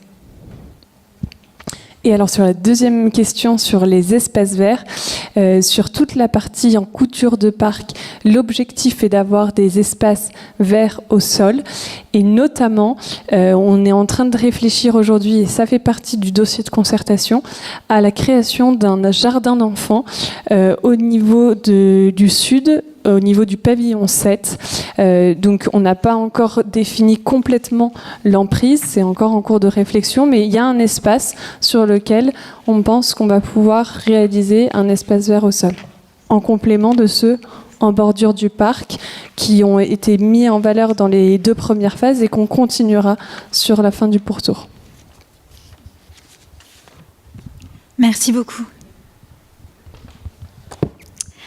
Alors, nous allons faire un dernier point aussi pour vous faire un retour sur le budget participatif 2019. Donc, je vais laisser la parole à Louise Agathe, qui est donc la nouvelle adjointe chargée du conseil de quartier, pour vous faire en fait une petite synthèse de l'année 2019. Alors, juste peut-être avant de vous faire toute la présentation, j'ai quelques mots en fait à vous dire sur les projets qui ont été déposés cette année. En fait, on en a parlé lors de la dernière réunion publique. Il y a notamment 2 projets. Enfin, il y a 2 projets qui sont soutenus par le conseil de quartier Vaugirard par des expositions, donc notamment l'embellissement de la place Henri Rollet et l'embellissement du viaduc au-dessus de la rue de Vaugirard. Alors, j'aimerais donc juste vous dire, parce que parfois, donc, les personnes viennent nous voir et elles nous disent, et j'en suis tout à fait consciente, et si ça ne marchait pas, on a l'impression que les choses n'avancent pas, pourtant ça ne devrait pas être si compliqué. Bon, alors juste pour vous dire que les projets qui ont été déposés, ce sont quand même des projets qui en fait englobent différentes dimensions et de nombreuses dimensions, donc notamment une dimension esthétique qui est l'embellissement, mais surtout, et je sais que c'est sur ce point en fait que vous êtes le plus attaché, la sécurité, la circulation routière et parfois aussi des volets en fait aménagement où il faut refaire le sol, etc. Donc pour voir avancer ces projets, eh bien, en fait, il faut avancer point par point. Et à ce jour, donc les projets ont été déposés. Louise Agathe vous expliquera en fait toute la procédure, etc. Mais personne ne bloque l'avancement de ces projets, aucune instance, aucune personne, donc que ce soit au niveau de Paris, au niveau de la mairie du 15e. Et bien au contraire, aujourd'hui, si ces projets sont là, si ces projets ont été validés, c'est grâce au soutien de la mairie et de Monsieur le maire et de toute son équipe, et grâce au travail des membres du conseil. Donc à ce jour, je dirais, ce n'est qu'une question de calendrier.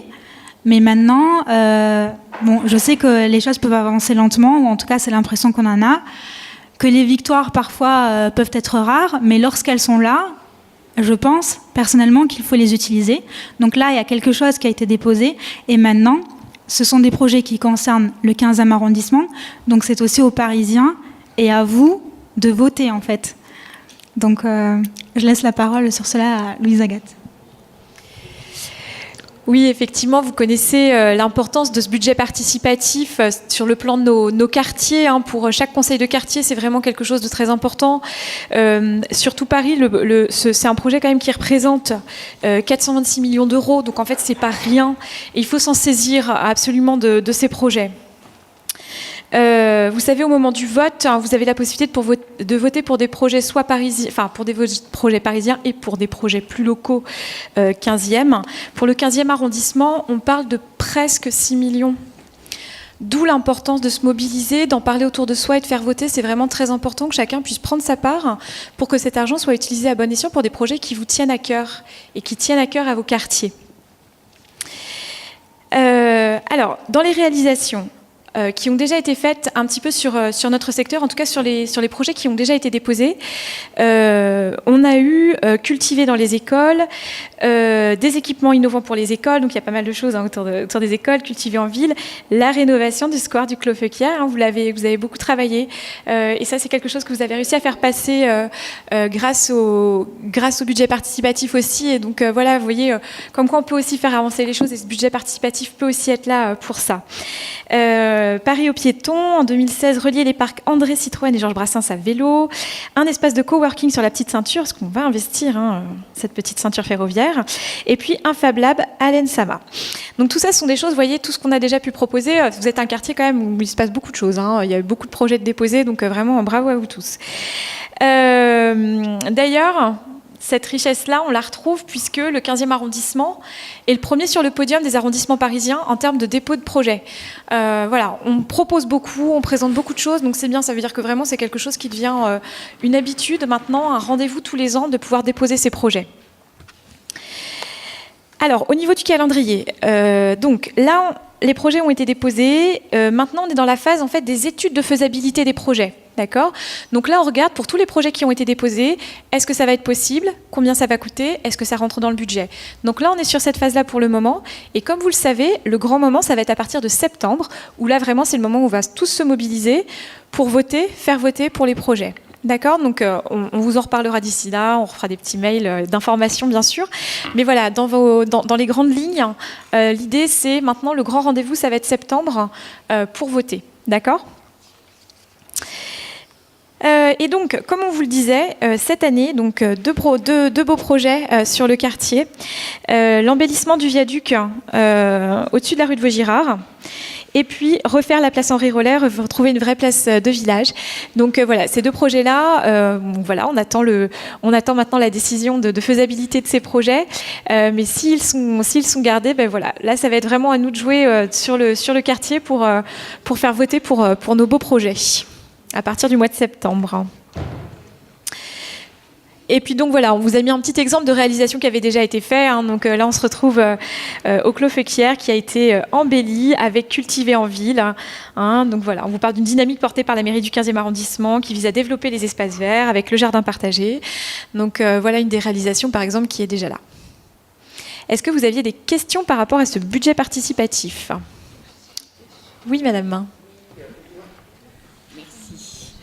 Justement, je voulais savoir, concernant les projets qui ont été acceptés, validés, etc., où en était la phase de réalisation. Je pose la question parce que pour l'espace de coworking, moi, il se trouve que j'habite juste en face de l'ancienne gare et je ne vois toujours rien arriver, comme sœur Anne qui ne voit rien arriver. Donc, je voulais savoir où ça en est. Est-ce que, puisque ça a été validé avec le budget, pourquoi en 2019, il n'y a toujours rien ? Alors, après, la mise en œuvre, en fait, se fait petit à petit. C'est vrai que parfois, c'est un petit peu aussi ce que vous expliquez, Özlem, c'est que parfois, on a l'impression que ça n'avance pas. En fait, si, ça avance, mais tout ça, en fait, demande du temps pour mettre en œuvre. Donc, une fois que ça a été voté, bien évidemment que ça va être mis en place, ça va être fait. Mais c'est vrai que forcément, ça prend du temps. Donc, je comprends un petit peu l'impatience, mais ça va venir. Ça va arriver. Oui.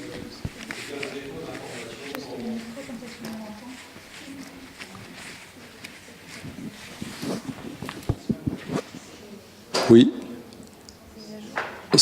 Il y a un gros défaut d'information.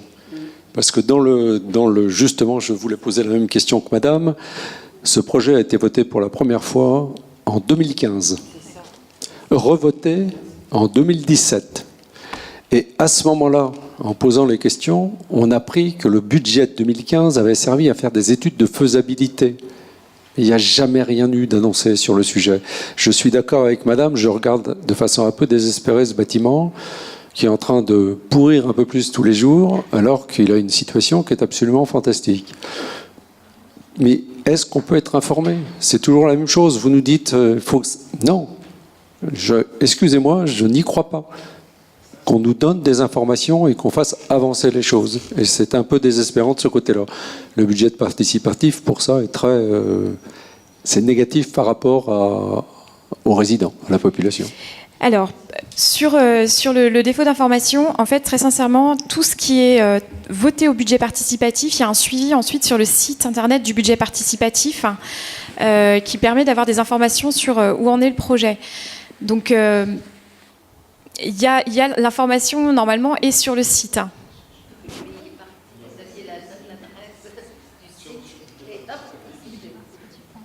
Budgetparticipatif.fr.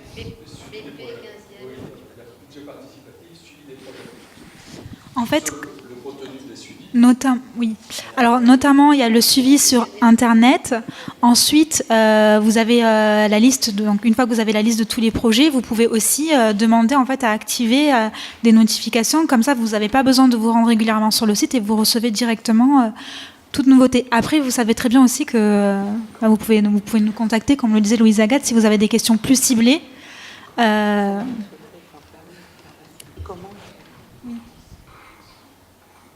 Monsieur. Oui, je voulais poser une question sur le budget, la place Henri Rollet. J'avais l'impression que le budget participatif devait intervenir déjà l'an dernier sur la réfection de la place Henri Rollet. Et je m'aperçois qu'en fait, ça n'a pas été le cas. En 2018. Bon. Il y a eu des discussions qui ont duré depuis 2017 d'ailleurs. Alors je vais répondre sur ce sujet puisque en fait j'étais là quand le projet a été porté par le conseil de quartier. Ce projet a été soumis au vote du budget participatif pour l'année 2018. Mais effectivement, il a été voté. C'est l'un des projets qui a obtenu le plus de votants, plus de 600 voix. Alors, mais comme vous l'expliquait en fait Louise Agathe il y a quelques minutes, en fait, les projets qui sont déposés pour le budget participatif sont à la fois des projets qui peuvent concerner tout Paris et des projets qui peuvent concerner l'arrondissement. Oui, mais dans le fonctionnement, en fait, dans la procédure de vote, cela a beaucoup d'importance, puisque quand vous votez, vous avez le choix de voter pour l'un et pour l'autre, ou pour l'un ou pour l'autre. Donc, c'est la raison pour laquelle, lorsqu'un projet concerne de manière ciblée un arrondissement, il est très important de communiquer là-dessus pour avoir encore plus de personnes qui vont voter, en fait. Parce que tout va se faire uniquement au niveau... ce sont les projets qui emporteront le plus de voix qui auront du succès. Maintenant, le projet qui a été déposé en 2018 n'est pas exactement le même que celui qui a été déposé pour 2019, puisque pour 2019, il y a aussi une plus grande prise de conscience sur tous les aspects qui ne sont pas uniquement embellissements, parce que vous le savez certainement si vous avez regardé sur le site du budget participatif, les projets seulement de réaménagement, de toute façon, ne sont pas admis pour l'année 2019. Le projet qui est déposé pour l'année 2019, c'est un projet qui englobe à la fois l'aspect embellissement, c'est-à-dire faire de cette place un lieu de vie pour les résidents, pour les commerçants, pour les passants aussi, mais c'est aussi mobiliser en fait tous les services pour tout ce qui concerne la sécurité et donc la circulation autour de la place et en fait dans les rues qui entourent cette place. Vous savez très bien que pour en faire une place de village, et c'est pour ça qu'on insiste sur l'aspect place de village, l'idée c'est aussi que la sécurité c'est un préalable. Si vous avez des questions, vous pouvez. Je vous rajoute juste une petite information et ensuite je vous repasse la parole. On m'a gentiment soufflé, et c'est vrai, j'ai pas pensé à vous le dire, sur le budget participatif. Pour le suivi des projets et autres, maintenant vous avez aussi un interlocuteur privilégié à la mairie du 15e, puisque monsieur le maire a souhaité qu'un des élus soit spécifiquement dédié au budget participatif. Donc il s'appelle Louis Baptiste. Louis, c'est son prénom, Baptiste, son nom de famille. Et vous pouvez le contacter par mail, de la même façon que tous les élus, sur le paris.fr. Donc c'est prénom.nom@paris.fr. Et c'est vrai que vous pouvez contacter monsieur Baptiste en fait pour avoir plus d'informations sur le suivi des projets au budget participatif également. Voilà. Madame. Oui, j'avais deux choses à dire.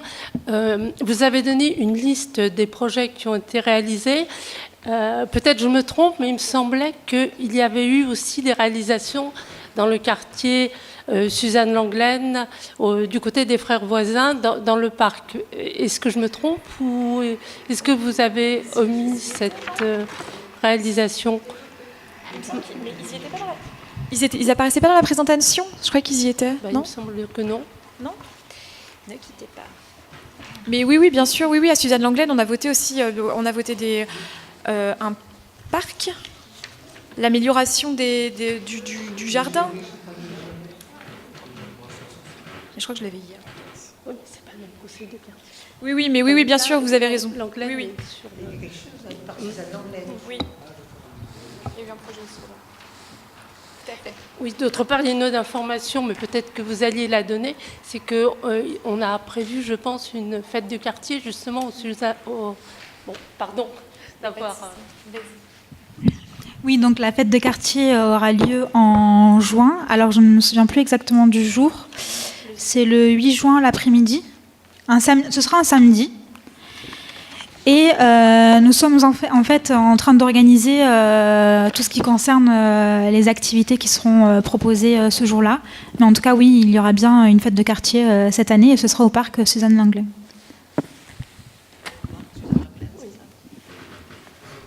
Avez-vous des informations sur le réaménagement du garage qui a été fermé et qui est sous le pont, au bout de la rue de Vaugirard, sous le pont de la Petite Ceinture? Alors, même chose, c'est un peu comme pour l'autre. Alors, tout ça, pour l'instant, c'est en cours. C'est en cours de réflexion. Il y a eu, si vous voulez, ça fait l'objet comme d'un concours pour savoir ce qu'on allait pouvoir mettre à la place. Et donc, pour l'instant, c'est à l'étude. On y réfléchit. Et dès qu'on a l'information, je vous la transmettrai par le biais du conseil de quartier aussi.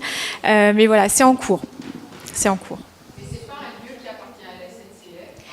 C'est pour ça, en fait, si vous voulez, c'est exactement l'exploitation, c'est Réseau Ferré de France, c'est RFF, d'accord. Et donc, en fait, là, on est en discussion avec eux, mais on est en bon pourparlers pour justement pouvoir réaménager tout ça de manière agréable pour les riverains. J'ai une question parce qu'on a choisi la date de 8 juin. Mais si je ne me trompe pas, il y a une fête nationale ou il y a un événement national de cérémonies le 8 juin. Je ne suis pas sûr, mais je pense qu'il y a quelque chose.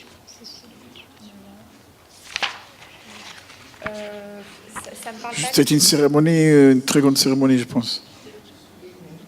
Non? Comment? À la mairie, à l'Arc de Triomphe et ailleurs, mais je ne suis pas très sûr. Oui, non, mais des fois c'est l'après-midi. Non, c'est l'après-midi, mais des fois la cérémonie peut être aussi l'après-midi à l'Arc de Triomphe. Donc il faudrait vérifier si oui ou non il y a une cérémonie. On regardera, mais on avait quand même fixé la date du 8 juin pour notre fête de quartier dans le 15e. Donc, écoutez, on regardera. S'il s'agit d'une cérémonie nationale, je ne suis pas très au courant, je ne pense pas. Moi aussi, je ne suis pas très sûr, mais ça me dit quelque chose. Mais non. Quoi qu'il arrive, pour nous, il y aura fête de quartier le 8 juin. Voilà.